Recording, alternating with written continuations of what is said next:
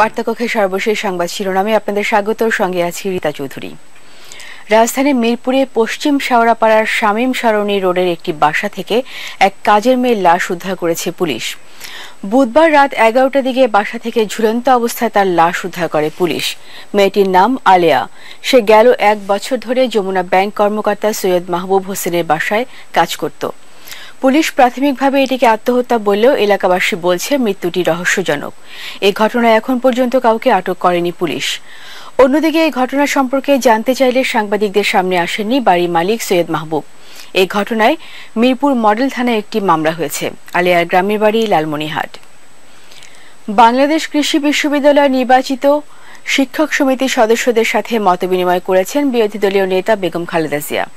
বুধবার রাতে বিএনপি চেয়ারপারসনের গুলশান কার্যালয়ে এই মতবিনিময় সভা অনুষ্ঠিত হয়। সে সময় অন্যান্যের মধ্যে বিএনপির ভারপ্রাপ্ত মহাসচিব মির্জা ফখরুল ইসলাম আলমগীর, বিএনপি নেতা আব্দুল মঈন খান, এম.কে. আনোয়ার উপস্থিত ছিলেন। মতবিনিময় সভায় বিরোধী দলীয় নেতা শিক্ষকদের চলমান আন্দোলনে আরও বেশি সক্রিয় ভূমিকা রাখার আহ্বান জানান। মানবতা বিরোধী অপরাধে অভিযুক্ত বিএনপি নেতা আব্দুল আলীমের বিরুদ্ধে মামলার শেষ ধাপে প্রথম দিন যুক্তিতর্ক উপস্থাপন করেছে রাষ্ট্রপক্ষ। বিচারপতি ওবায়দুল হাসানের উপস্থিতিতে 3 সদস্যের ট্রাইব্যুনাল 2 এর প্রসিকিউটর রানা দাশগুপ্ত যুক্তিতর্কে বলেন, 1962 সালে কনভেনশন মুসলিম লীগ প্রতিষ্ঠার পর প্রার্থী হিসাবে আলীম জয়পুরহাট থেকে নির্বাচন করেন এবং পরে তিনি মুসলিম লীগ সভাপতি হন। সে সময় জয়পুরহাটে তার বিভিন্ন কর্মকাণ্ডের বর্ণনা দিয়ে বর্তমান বয়সের নয় 71-এর স্বাধীনতা বিরোধী সেই আলীমের বিচার চায় প্রসিকিউশন। অন্যদিকে ট্রাইব্যুনাল 1-এ আওয়ামী লীগের বহিষ্কৃত নেতা হাজী মোবারক হোসেনের বিরুদ্ধে রাষ্ট্রপক্ষের নবম সাক্ষী ভানু বিবি সাক্ষ্য দেন।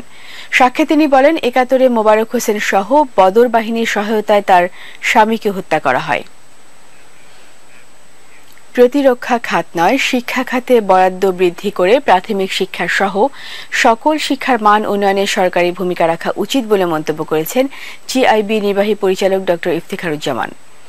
ট্রান্সপারেন্সি ইন্টারন্যাশনাল বাংলাদেশের আয়োজনে প্রাথমিক শিক্ষা খাতে সুশাসনের চ্যালেঞ্জ ও উত্তরণে উপায় বিষয়ক সভায় প্রাথমিক ও গণশিক্ষা মন্ত্রী ড. আফসারুল আমিনের বক্তব্যের প্রেক্ষিতে এই মন্তব্য করেন তিনি। সভায় 45টি অঞ্চলের শিক্ষা সংশ্লিষ্ট প্রতিনিধিরা অংশ নিয়ে প্রাথমিক শিক্ষার মান উন্নয়নের বিভিন্ন প্রস্তাব জমা দেন। সভায় টিআইবি চেয়ারপারসন সুলতানা কামাল বলেন, শিক্ষা খাতে দুর্নীতি আছে বলেই এই ক্ষেত্রেও সুশাসন প্রতিষ্ঠায় বাধা হয়ে দাঁড়িয়েছে। সিলেটের জিন্দাবাজারে হানা দিয়ে ককটেল বিস্ফোরণ ঘটিয়ে স্বর্ণের মার্কেট লুট করেছে ডাকাত দল। ডাকাতদের ছোড়া বোমার আঘাতে নিহত হয়েছেন মার্কেটের পাহারাদার বাদশা মিয়া।